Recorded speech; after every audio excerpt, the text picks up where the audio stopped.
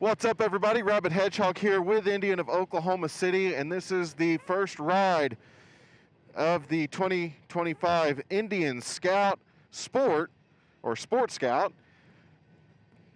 This is a preview model that we're getting here at the dealership, and we're always excited for new bikes, and I'm always excited for new bikes, especially coming out of Indian. Looking it over, pretty much a very similar stance to the current Scout Rogue. This one is going to replace that one, so we still got 2 inches of rear suspension travel, similar seat, 3.4 gallon gas tank, so slightly bigger than the 3.3 gallon, LED lighting all the way around it, still the quarter fairing. Instead of 10-inch bars, we got a 6-inch riser to a bar, like a drag style, like your Sport Chief. Of course, the new Speed Plus 1250cc engine that is coming out, this one is rated at 105 horsepower.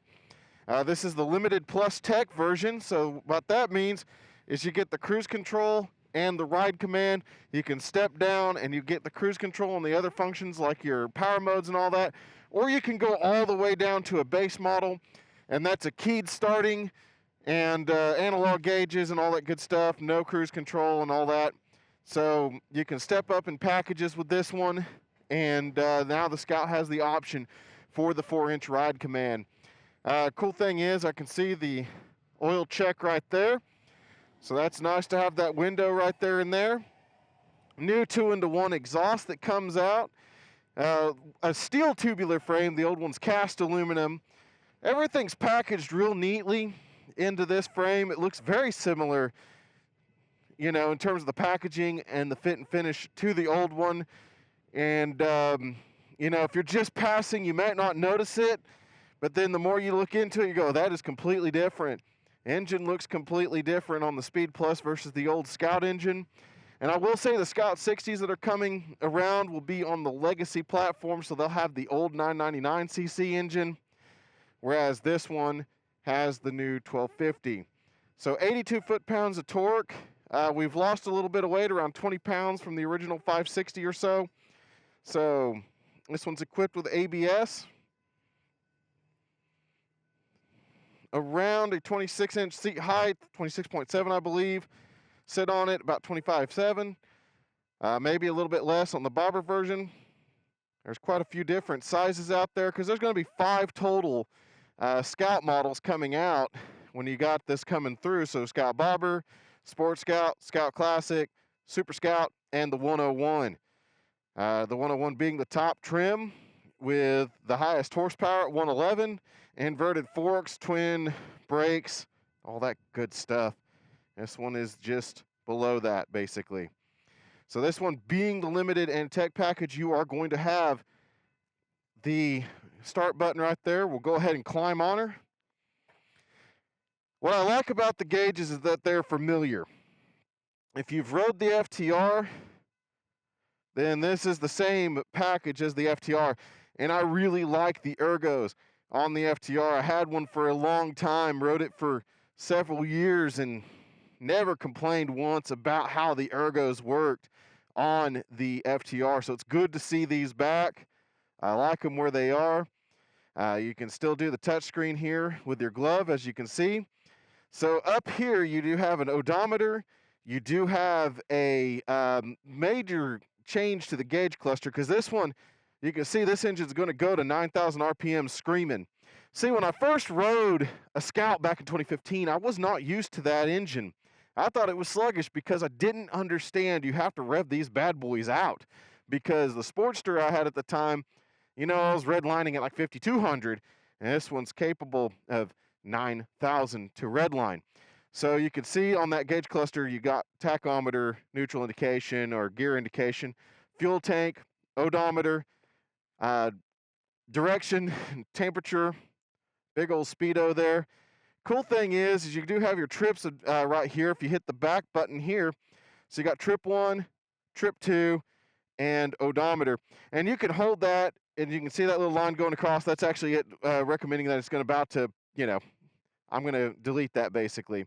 You can still go through it through the left or the right-hand trigger here, or this little button here. So there's 2 ways to go through your different screens.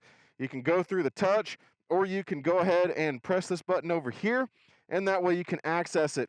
This one, of course, having the Tech Plus package, you do get the full Ride Command, and of course, the first year of that Ride Command Plus, you get the live traffic if you press this button here and or this button here. And you can see where I can see the deals going on. So that's your menu button right there, the big stick there. So if you press one of those, you can go through here as well, hit your maps, traffic, weather, and cut it off right there. And now the traffic and everything's on. Of course, zoom in and zoom out with your stick as well. So each of them have different things, but essentially think of that as your menu and scroll button. Think of this as your transfer button. And you've got quite a bit of different operations. You've got 2 different style of gauges on here. Of course, we are in sport mode. The way you change that is press this here. You're on sport with traction control on. Everything's ready to go. I'm going to go ahead and test it in sport mode today. I don't believe I'm going to leave that mode. Brights, press forward to turn them on. Flick to flash to pass. Cruise control, press down or press in, press down. Of course, that, like I said, that back switch also will take you back through the menus or through different options on there. Turn signals are self-canceling from a stop. Press the button. 3 blinks after your turn should stop. And, of course, your horn. Engine cutoff switch to the right here, just like the FTRs. And starting up the Speed Plus engine. Yeah, I know you cannot hear it, unfortunately, through my headset, but it is a very similar and very familiar sound to the current Scout at this time. So it's not unfamiliar. We're working with a 6-speed transmission, so 1 down and 5 up. All right, let's go ahead and take it out. I'm gonna go ahead and take it on a gravel road, first things first, I guess. Might as well get some use out of the suspension. See how compliant it is. I mean, it's bouncy. A little rocky, a little bumpy, but all good. All right, waiting on traffic here. Thinking of the friction zone and everything, when you go out on it, it's about a 4. It's almost at the very end of the travel, actually 4.5, almost a full 5 to get to the friction zone there. So we're a cable actuated clutch here. So we could probably adjust some of this out, but like I said, if you watch, waiting, and there it is. And then you've got very little wiggle room in that friction zone until it goes to the end of the bar. So this console has these extra buttons down here, and that's if you decide to put on things like heated grips or drive lights or something that requires the switch power. So that way you have more customization that you could do on the newer Scout platform.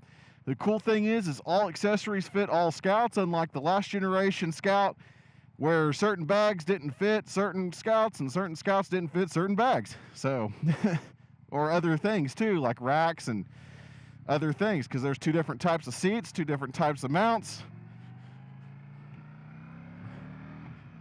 So it was completely different.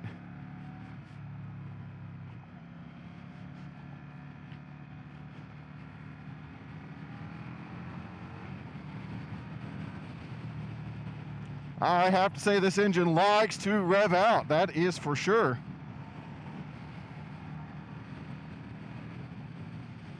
In 4th gear, already at 65 miles an hour, you are looking at only about 4,100 RPM, so it's very alive right there. So that's about where I'm feeling the torque, and everything's starting to come around. And my goodness gracious, it has quite a bit of response. It's able to get up and down in speed real well. Go ahead and pop over to 6th gear, and you're only pulling about 3,000 to 3,100 RPM at near 70 miles an hour there. So not bad at all, not taxing this engine in any way, shape, or form, and that's a good thing. All right, got the cruise control activated here. One thing about underslung mirrors, I know some people don't necessarily like them, but you're supposed to turn your head and check your blind spot. So, in doing so with the underslung mirrors, I don't see any part of my body whatsoever, and I could see through the mirror just fine, and I could see what's behind me perfectly. So those are very, very good mirrors for seeing traffic behind and what's going around. Ergonomically, I do feel like I am a little bit forward on this motorcycle. Again, I am 6 foot tall, around 209-ish so pounds, and I have a 32-inch inseam in terms of my leg length, but I have a very long trunk, so I'm bent forward slightly. So my hips are back, my shoulders come out to halfway between my knees and my hips, and then my feet drop slightly in front of me, but mostly in a mid-forward position versus a full-out forward position or a true mid-mount. In terms of big feet ability, if you are a size 14 or more like me, the pedal box is actually pretty good. I can stay away from the shifter peg and the new brake pedal. This one does have a brake pedal versus the old peg. So that is a welcome addition for somebody with a foot like mine, because pegs are generally longer, and generally I have to tuck my foot under it. On this one, I can just kick out and it's out of the way. So I appreciate that for sure. Now the old Rogue, I felt like had bars slightly further back, which set me more upright. I do like the old Rogue out of the other Scouts the best. I think that one is the most well set up in terms of comfortability and everything like that for the previous generation Scout. The new Sport Scout is more set up like the Sport Chief, so it has kind of the same position in terms of riding position, but it's much smaller because the Scout is quite a bit more narrow still. And yeah, we still got 2 inches of suspension travel versus 4 on the rear, but these shocks seem to be handling our roads a little bit better than the old Rogue setup. One thing I do recall is riding a Rogue that actually had the piggyback shocks installed, which gave it 3 inches of travel and rebound and dampening adjustment with preload. And those piggybacks handled really well. It was the front end that chatted quite a bit at that point. So the rear shocks didn't match the front, and that was a little unnerving for me. But in terms of the way this one is sprung with these 2-inch shocks on the rear, and I believe it's about a 4.7-inch travel front fork, but I'll put all the detailed description below and specifications, and that way you guys can see. But this front end is not that chatty at all. It's very well planted, and the rear shocks are pretty good as well. They are preloaded for somebody over 200 pounds, and that is working out rather well right now. This road does not look it, but generally this concrete does make your voice clatter and chatter and do other things.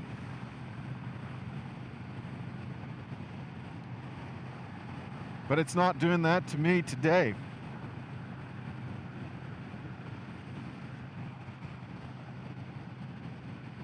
Now, road handling characteristics, we got some high winds today. And this motorcycle is slicing through just fine and is holding its line true. That is always a welcome thing, is a motorcycle that can hold its line true to form. And this is working out fantastic right now.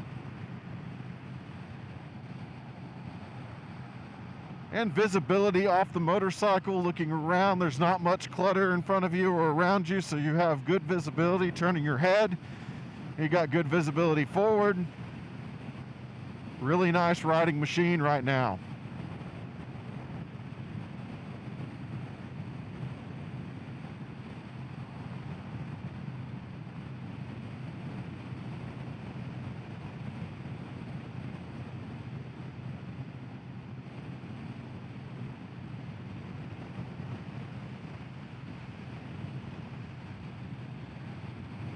Like I said, I can see just fine.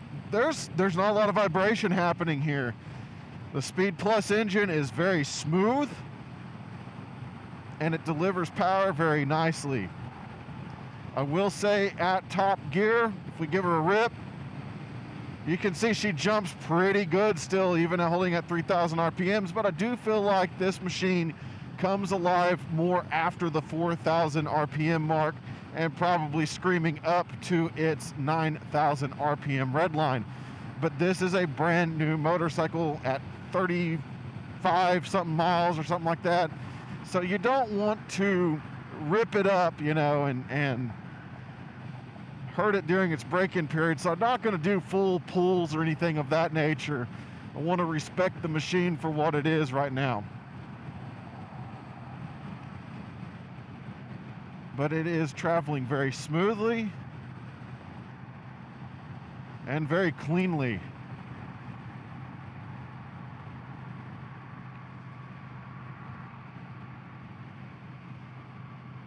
What I will say, what I like about this motorcycle over, say, my Chief or some of the other motorcycles I have ridden, there's nothing that stands in the way of your shin to the peg. It's just knees against the tank and straight down to the pegs. There's nothing bothering the shin or anything like that, because the air cleaner on my Chief, for instance, with floorboards and stuff like that, is there, and you can feel the bump there, so you have to pull your leg slightly back from the tank. But if you're a new rider and you're looking for something to hug against, like most of them do, this bike is there for you and is very well planted, keeping you in a nice rider triangle. Can use your hips. This is all hip movement right here, and you could put your hip into it and get this thing to do some great turning and everything. Responds really well. I know, we got flat roads and all this other stuff, but you know, sometimes you do have to take it on these flat roads, and you need to know what it's doing, because you're going to experience more wind, you're going to experience more wind blast, and all the other horrible things that come with it.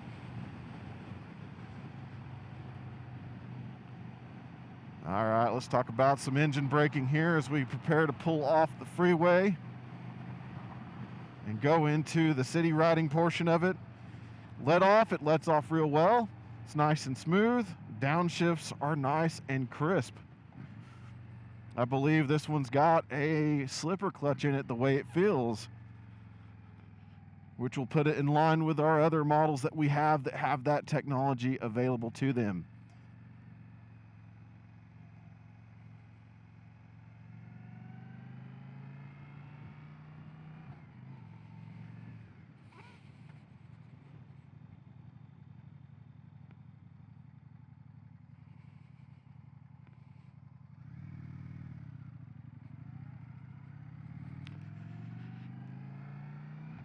That's going to be the one thing that I'm going to say about that clutch let off, is it is way out there and a very, very small friction zone. That's something that I will check to see if we can have adjusted on that.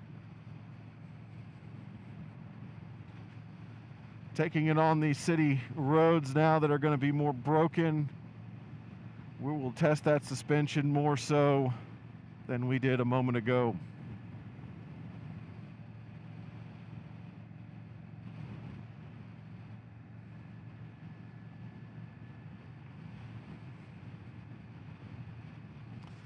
I also have the wind directly to my right this time.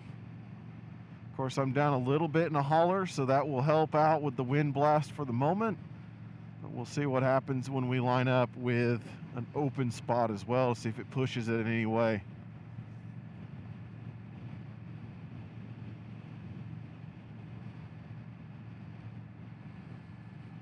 But this is also a chance to check out the heat that comes off the new Speed Plus engine, to see if it is as legendary as the old Scouts, because that was one thing a lot of people noted, was the old Scout did have some pretty good heat coming off of it. A little bit of inverted pavement there, and that actually handled it really nicely. This is one of the first motorcycles with limited suspension travel that is not bothering me by its limited suspension travel.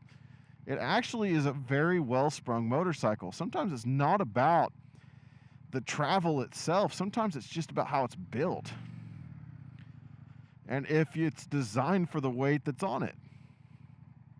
There's some suspension that, even though the preloads say they get to that condition, it doesn't necessarily help. But this one's riding really nice.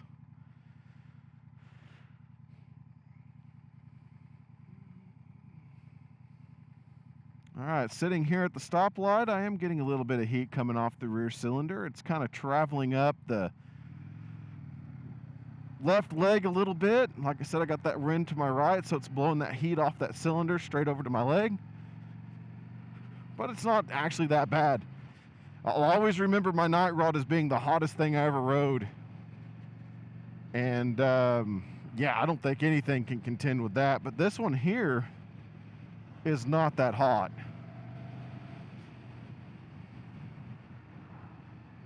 Right now, fourth gear, 45 miles an hour. You're looking at under 3,000 RPM, somewhere around 2,900 or so. And plenty of pulling power, that's for dang sure. You can see these broken joints here, and it's handling these nicely. It's just da-dum, da-dum, and nothing, no fuss, no nothing. Let me hit this pole. Okay, directly through the middle of that pothole there, and not bad at all, actually. I didn't feel like I got punched in the kidney or nothing. So that's a really good sign there.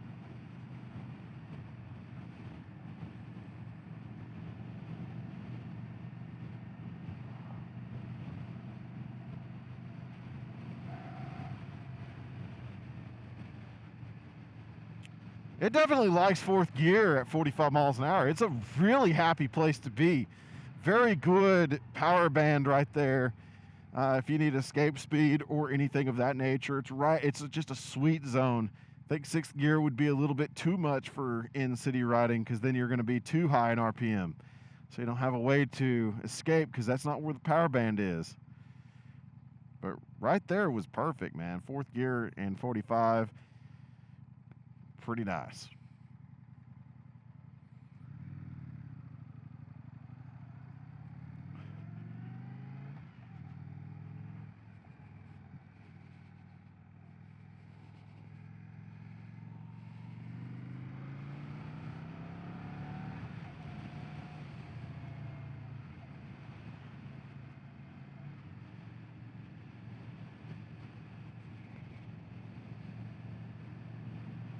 I am digging this new engine quite a bit.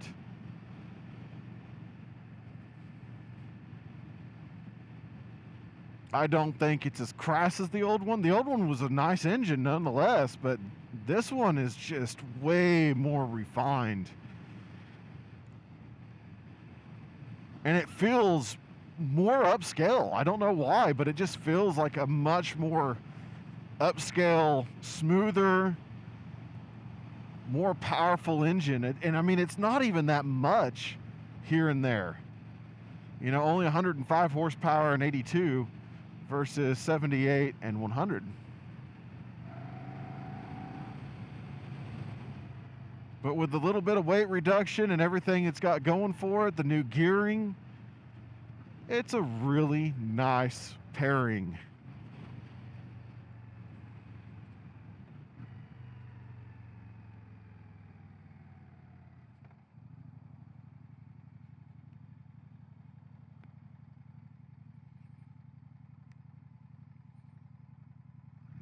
With that low seat height, one-footing this motorcycle at the stop is very easy to do.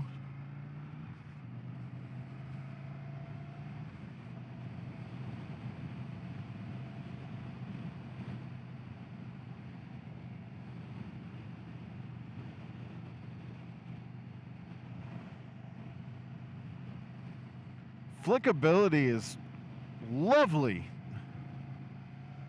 Pressing these bars, there's not much resistance. It just wants to go. And I appreciate that out of a motorcycle. There's no binding in the middle of the transitions or anything like that. It just simply wants to ride and ride well.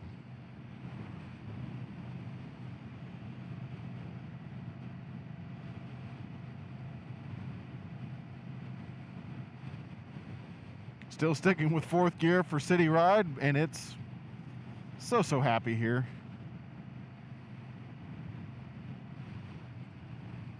It was a pretty good little jump there, and I still didn't jump off the seat. Old Scout, I definitely would have fallen off that seat because I've done it on a Scout Classic with a 3-inch travel. So, like I said, this 2-inch travel's working rather well for it because I think it's tuned better. I think they really listened and now understand that Americans, I mean, this is an American motorcycle, but they still build them for small people, and most Americans aren't really small people anymore.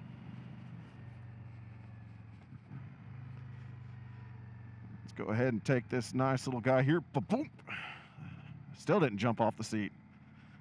Feet are scraping, didn't scrape the pegs yet. Trying not to. That's a bad habit of mine. Oh, right it in. Up to interstate speed. More than interstate speed. And yeah, she's handling it great. Have a ton of room in the gears to get power in.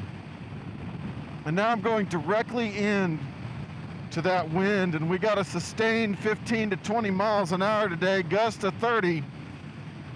So we're gonna have some trucks, we're gonna have some wind, we're gonna have some things happening, and see how well she tracks. Another great thing that I'm noticing is that this one is not affected by rain grooves, nor is it being drawn into them and directed. There are some motorcycles, just their wheels and their combination of tire and tread, it tends to waller around inside these rain grooves, and this one definitely is not doing that. It is staying true to path still, and despite being directly into the wind, it is doing great. The little quarter fairing does help the chest of the rider, but there is buffet to the top of the helmet and everything, and you could definitely feel it. If you hunch a little bit, you can get into a little bit of a pocket, but as soon as you lift up, your head tries to whack back because of how much wind is there. So you have a very fine bubble of resistance, or lack of resistance, I should say. And as soon as you're out of it, you'll feel it. That's not a big deal. I have no fairings on any of my motorcycle from Indian for a long time. My FTR didn't have one. Scout didn't have one. Chief doesn't have one. And you know, you get used to it. Your neck gets strong and you just go with it.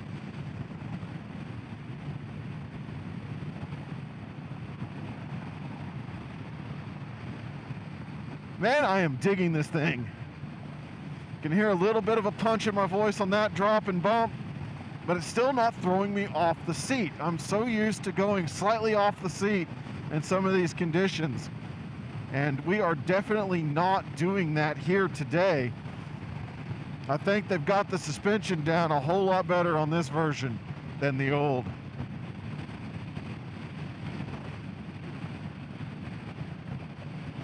And cutting in and out of these wind streams with these larger vehicles and stuff, it's not blasting.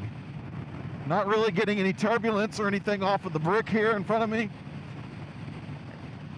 And overall, we're still holding that line really well.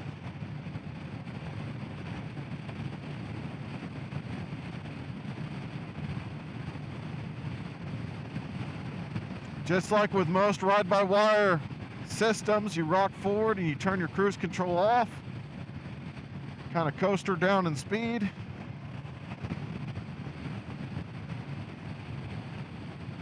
And we'll enter the never-ending construction zone of I-35 and 44.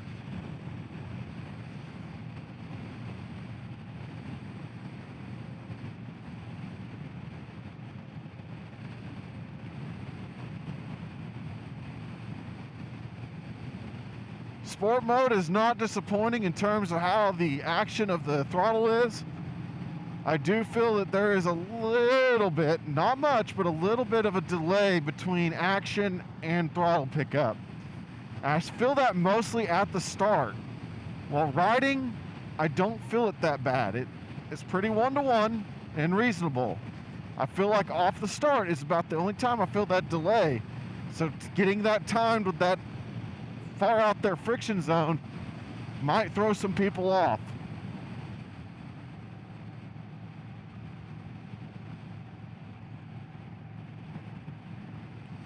Now this road is just a bunch of cement joints that pop, pop, pop, pop, pop all the time. And you could probably see the bike bouncing up and down here and there, but it's not translating into me that bad at all. This is actually handling this better than my Chief does. Not as chatty for sure, and doesn't get as upset. This chassis is doing quite well. Engine braking is very nice, and the downshifts are nice and crisp. The transmission has been very spot on. No false neutrals to be found so far. No notchiness, just nice, crisp, good shifts.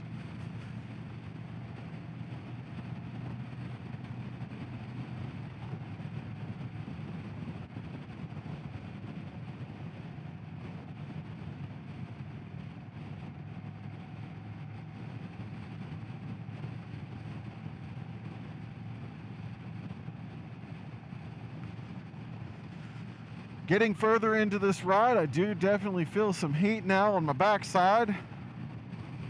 Getting a little crispy back there, but it's not awful. It's just a warmth. We are at 79 degrees right now, so we are up there in temperature today. In Oklahoma, it can get up to 113 in the city here. But this is less than the FTR for sure. The FTR got a lot crispier than this, and it was still tolerable even at the higher temperatures. I rode that thing all year round, including some of the hottest days Oklahoma City's had on record. Didn't have any problems with it as long as in motion. And that's what this one seems like. We'll have some heat definitely at stop, but nothing really coming off the pipe or nothing like that. The pipe seems to be doing really well. I feel it mostly on my left side, oddly enough.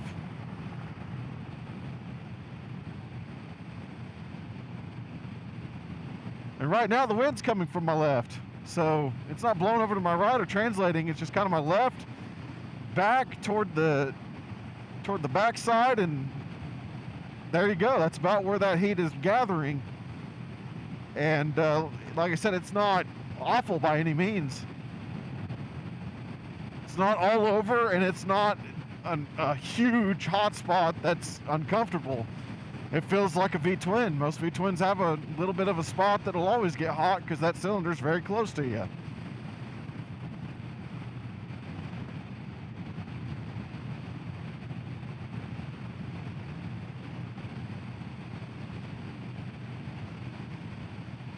And even with that wind directly to my left side there, I'm holding very, very well to the line. It's not being upset by the wind very much at all. I don't feel any wind translation into the handlebars, and it's holding very stable.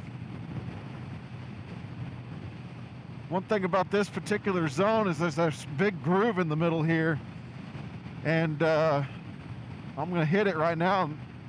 All my other motorcycles, V85, Chief, and all them like to ride in that, but this one likes to go in and out of it just fine. Don't have to give it a solid push to get it out. It actually just gets out on its own. It's kind of nice. Not used to that, that's for dang sure. Used to trying to fight it out of there.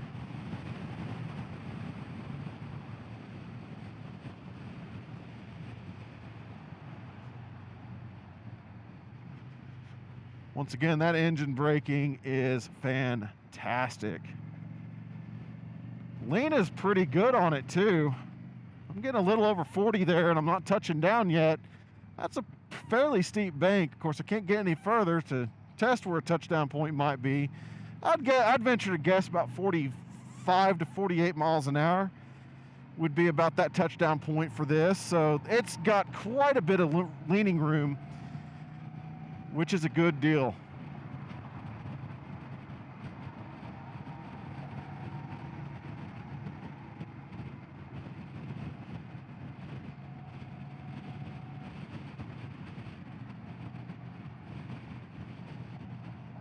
Again, straight back into the wind, right behind a big old box truck.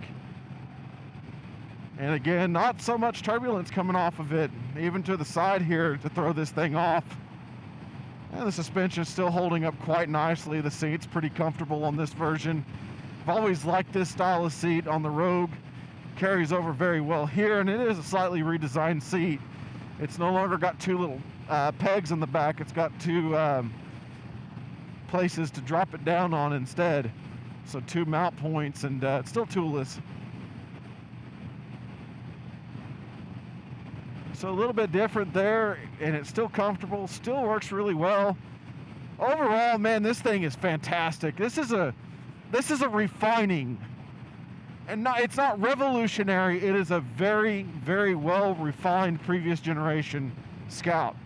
So that's what I'm going to think of it as. It's not completely revolutionary, but it shows how popular the Scout has been, and it's been a very popular model. It's a very good motorcycle. And this one takes that bone and platform, and even though it is a new platform, it rides very much well like a refined version of the old one that I can agree with. This is a very, very solid rider, very good on the road, fantastically built motorcycle. The fit and finish is really good. Again, on a first-year motorcycle, there will always be more improvements to come as time goes on. And this thing is still great. Still got the same type of turn signals that can move a little bit, so that way they resist falls and other things. So that's a good deal there. It keeps a lot of the original aesthetic of the old Scout. And this new riding position is good for me on this Scout. It's not causing me any discomfort or anything after this ride, so that's a good deal for me as well. Some of the Scouts nowadays, especially the bobber, will cause some discomfort over time, but this one is holding very well. So I really do like this new Scout, and I've got plenty of pull-away power, even in top gear here. It's happy where it's at, even if that's not quite its power band. Man, this is great. I dig it. I dig it quite a bit. I like the Mini Chief looks. That's all right with me. Would lose the 2-into-1 pipe that they had to go with for emissions, but you know, other than that, it's great. I mean, this is fantastic. Engine is fantastic and on point. Transmission is fantastic and on point. All LED lighting, all ABS, no matter what version you get.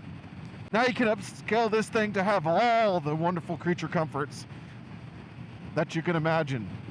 So this is Rabbit Hedgehog on the new 2025 Indian Sport Scout. If you have any questions for me, leave them in the comments below. I'll try to get with you as best as I can.